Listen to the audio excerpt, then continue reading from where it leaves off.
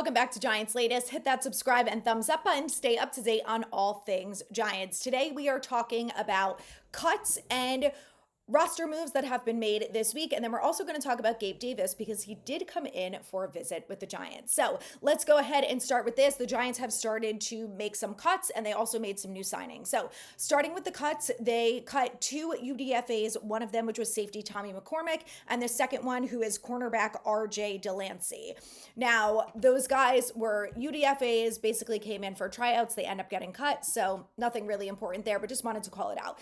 Next up, let's talk about some players that they have ended up signing because they did make a couple signings. So one of them was actually little Jordan Humphrey, a wide receiver who they had signed in free agency, then they released him, and then they just signed him again. So not sure what's happening with that, but he's back on the Giants at least for now.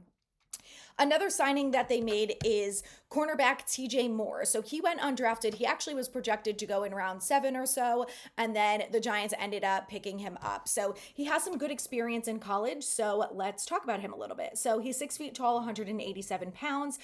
He was the second unanimous All-American selection in 51 years of the Mercer football program.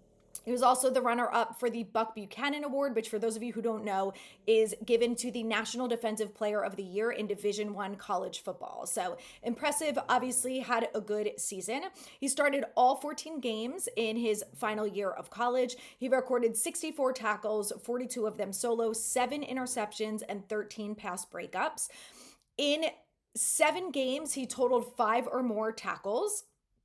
And his best game of the season was actually against Alabama, where he had 9 stops. We all know how good Alabama is. So this kid obviously has good experience in college. He has some pretty good numbers across the board and could be an option, I think, to actually potentially make this football team because Cordell Flott, I think, is going to end up being a backup in the slot for Drew Phillips. But I think that there is a potential that the Giants might cut him because if they do, they will save a couple million against the cap. So it depends on what they end up doing with some of the other cuts that they make. Nacho could be a cut candidate and also will depend on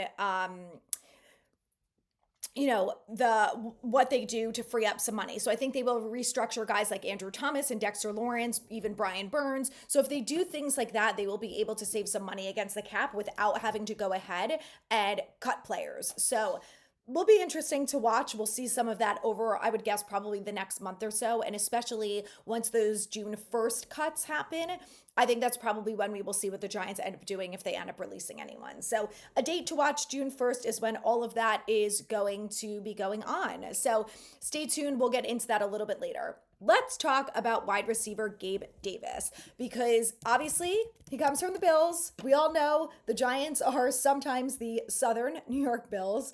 Has been a running joke over the years since Shane and Dable have come in. So he met with the Niners first on Monday, and then he met with the Giants on Wednesday. So I think there is a possibility that the Giants will sign him, and I think there's a couple of reasons why. I think the wide receiver room is the same as it was last year, and obviously Malik Neighbors is the only star power in that group. You've got Wan'Dale Robinson, who's in the last year of his deal. You've got Darius Slayton, who they re-signed, who is the Giants' number 2 wide receiver, but on other teams, would he really be? I don't know. Now, I think ultimately he's going to end up being the starter behind Neighbors. I think it's going to be, week 1, when we see snap 1, it's going to be Neighbors, Slayton, and Wan'Dale out there.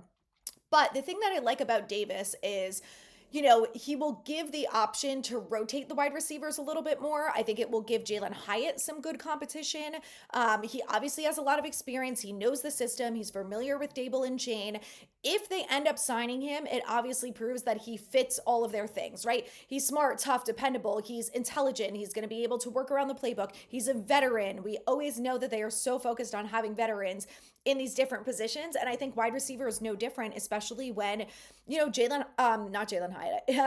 Darius Slayton is obviously the best veteran in the building for the wide receivers. And I just think that that is a position that obviously they brought in Malik Neighbors last year. They've made a couple signings, but Neighbors has really been the only big splash that they have made at wide receiver. And I don't think that they have to, right?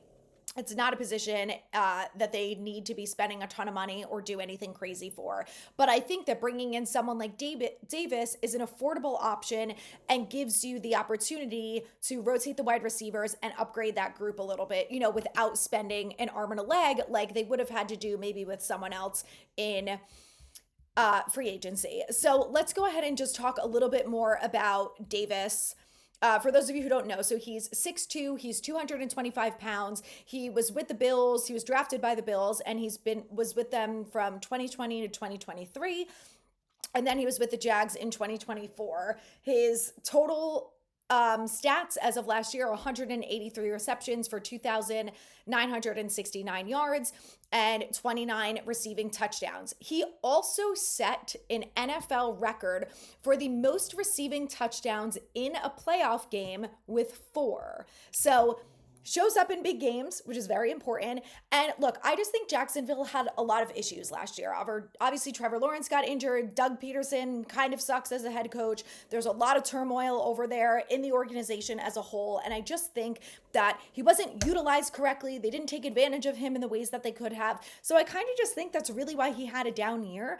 And I think that if he comes to the Giants, he would have the opportunity to be a good player here and put up some good numbers. And unfortunately, this team is extremely injury prone. Darius Slayton has dealt with a couple injuries. And, unless Russ Wilson can really do a lot with Jalen Hyatt and work into this untapped potential that he thinks that he has, then, I don't think you can strictly rely on Jalen Hyatt being your number 4. So I'm on board with signing Gabe Davis. Like I said, I think if he checks all the boxes that the Giants want, then I think they have to do it. I also think it's helpful for the quarterbacks in the building. I think it's important to have another veteran in that spot. And he already knows the system, which I also think is really important. And he's going to be able to get to work right away. And I do think that they can get away with giving him a decent salary, So it'll be interesting to see if he wants to reunite with Shane and Dable with the Giants. Maybe he feels like they have more potential than the 49ers. Who knows? Or maybe he's going to wait it out and see about some other teams if he gets any other calls. So stay tuned for that. We'll see what happens with Gabe Davis. Let me know whether or not you guys think it's a good move for the Giants. And stay tuned for more.